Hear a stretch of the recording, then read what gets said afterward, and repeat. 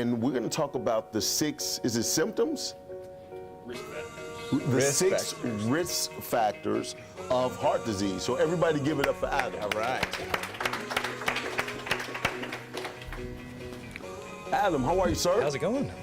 Man, I'm doing well. I'm doing well. It's very interesting. This is my first endeavor into the social media, like live and doing a broadcast and that kind of thing. So, how do you like it? It's cool. It's cool. It's cool. Yeah. All right.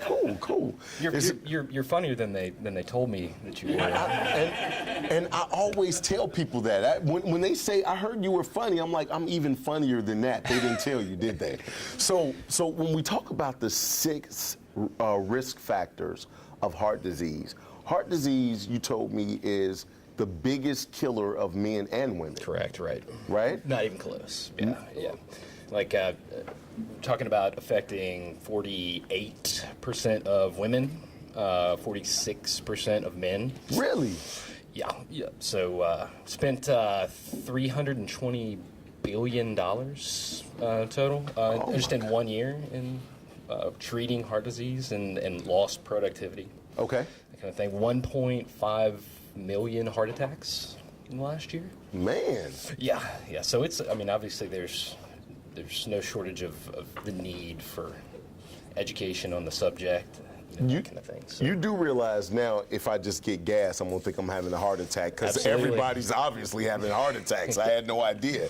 So what are the 6 factors? Let's start off with number 1. And actually there are more, but we focus on 6 that are modifiable, something you can do something about. Now, sure. We don't include, in the program, there's nothing much you can do about genetics. There's nothing much you can do about, family history, your age.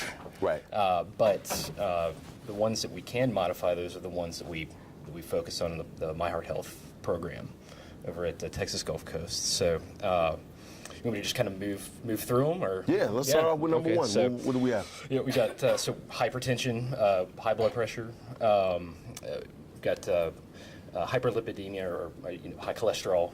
Okay, well here, let's go with the high blood pressure. So to kind of. So how can we, and how do you moderate your blood pressure that way? So what we try to kind of push forward is lifestyle change. Sure. Because of course, that's the thing that can facilitate a lot of change in most of these things. So typically, you're going to have somebody with high blood pressure.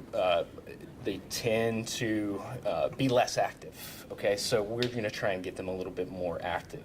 Okay, so we're going to try and get them to seek out relaxation if they're stressed out. Those kinds of things.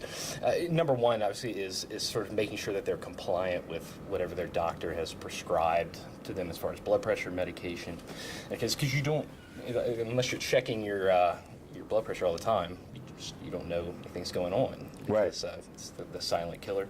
Right. But let's say, for example, if you just let it go, if you have high blood pressure, so what happens when you go to the gym and you lift a weight? So your muscle gets bigger. Right. So if your heart has to push against a really heavy pressure, all the time, your heart's going to get bigger. It increases the demand on your heart. Right. So you're basically you're magnifying any issues that can occur, and so a cascade of events happens, and it can lead to heart failure. So it's a big deal. Okay. And hypertension is sort of sort of at top of the list. So high blood pressure, and then you said high cholesterol. They're pretty much same type of deal, though, correct? High cholesterol is lifestyle change as well. Well, they're independent of one another, but we do see them kind of concurrently a lot. Okay. But, completely different medications to treat each one of them, but both of them can be treated in the same way through diet and exercise. Right. Now, obviously, there's a genetic component as to what your cholesterol numbers are, but it can be. There can be some diet things you can do and controlling it through exercise as well. Okay, what's number 3? And so number 3 is going to be diabetes. So obviously elevated concern. Right. It kind of keeps to the forefront. They have, you have glucometers now that you can personalize with your what color you want it. It's so common. So we. It's one of the ones that is most profoundly affected by doing lifestyle interventions. Okay. Eating better, getting some activity if you weren't previously active. So you can see that I kind of keep coming back to the, Right. doing better with the diet and doing some activity. You hit me with a lot of statistics when you first got here. Do you know how many cheeseburgers it would take for me to get high cholesterol and diabetes? Do you know around about? Because I need to know the range. I need to know exactly how many. Yep. Oh, it's already done? Yep. Right. I hate him. Don't talk to him. So I've been trying to do. I've been using myself as a research study on that. So Okay. All right. I would like to do research with you, if you don't mind. I mean, depending on what cheeseburger place you're going to. So what's number 4? Number 4 is going to be smoking or tobacco. Oh, right. Use. It's obviously almost a no-brainer at this point. Just Right. based on the information Just we stop have. is what that is. You're right. It is a no-brainer. Just stop Right, is just- what that is. Yeah, just the damage that it does to the cardiovascular system. Right. You're going to do nothing but create an uphill climb for yourself even if you do some of the other things. You do good diet, good exercise, using tobacco products. That's just you're going to be spinning your wheels. Right. Right. Okay. All right. Number 5. Number 5 is going to be physical inactivity. So if you're sedentary, if you're not doing activity, and a threshold for activity, if you want to know kind of what the barrier is that you need to cross to have like the minimum. Right. And usually what I go over as far as a goal is 150 minutes a week. That's what you want to accumulate. So that's Okay. what American Heart Association, American College of Sports Medicine kind of came up with to as sort of a target where you start to see changes. Right. So I got a question. So if let's say you're right here, this is just base, right? And you don't work out, right? Right. So I feel like this is base, this is working out.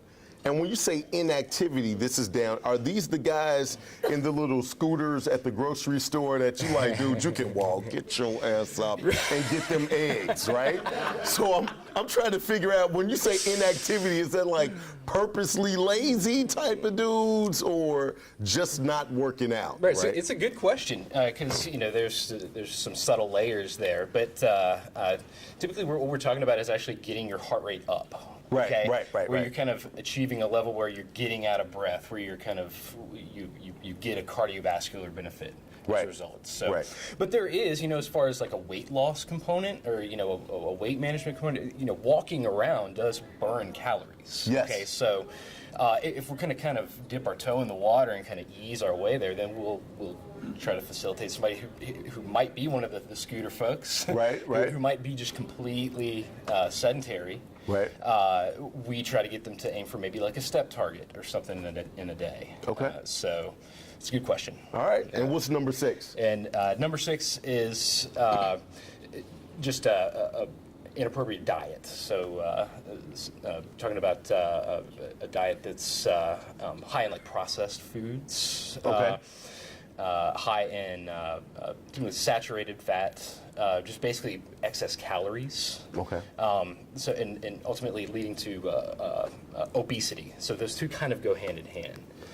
So we're talking about overweight and obese people kind of in that category as well. And so So you're saying I need to have organic beef for my cheeseburgers, is what you're saying. Is that? that's right. So then you wouldn't be a contributor to See? the cholesterol. I got it, man. I'm picking up everything that I want to pick up, and then but I still would want you to look at the camera and tell people how to contact you. Sure. So you can call my office directly. It's 281-724-0267. Or you can go to the Texas Gulf Coast website, which is TXGulfCoastMed.com. txgulfcoastmed.com. All right. Everybody give it up for Adam.